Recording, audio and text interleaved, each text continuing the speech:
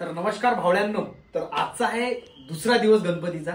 तर आज आपण चाललोय कुमार सोफ्रोनियाला गणपतीची आरती करायसाठी. कारण की काल तर आपल्याला गणपती बसवायला 10 वाजले होते आणि खूप लेट झालं होतं. तर तोपर्यंत ते काही थांबू शकले नाही आणि काल आम्ही दर्शनाला पण जाऊ शकलो नाही. तर आज जाऊ आपण त्यांच्या फ्लॅटवर, बघू की जिओ टीमने कसं डेकोरेशन केलेलं आहे. त्यांनी खूप एफर्ट्स घेतलेच असणार म्हणा, तर चांगलंच झालेले असणार होपफुली.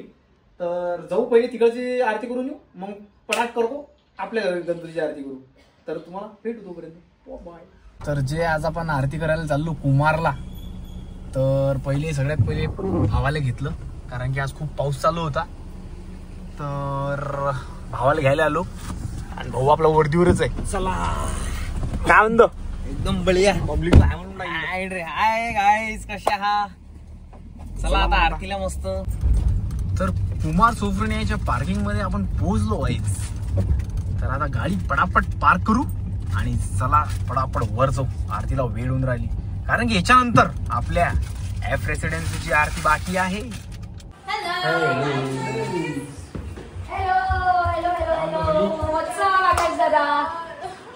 तर आपण इथं पोहोचलो आणि आपण सगळ्यात पहिले गणपतीची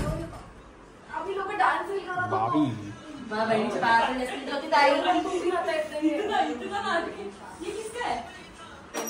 कामना पूर्ती. जय देव जय देव. कुमरा चंदनाची ओटी कुंकुम केसरा मुक्त शोभ शोभरा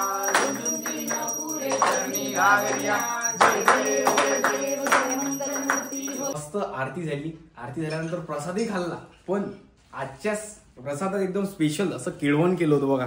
आता तुमच्याकडे काय म्हणतात, केळवण म्हणतात की श्रीखंड म्हणतात, ते तुम्ही मला कमेंट मध्ये सांगा आणि मी तुम्हाला खाऊन सांगतो की कसं बनलं.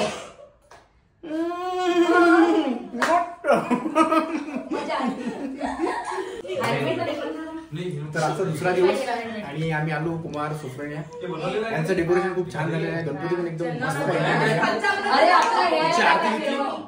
आता आपल्याला जायचं आपल्या एफ रेसिडेन्सीला कारण की आपली आरती बाकी आहे. फटाफट प्रसाद घेऊन एफला जाऊ आणि तिची आरती करू. ठीक आहे.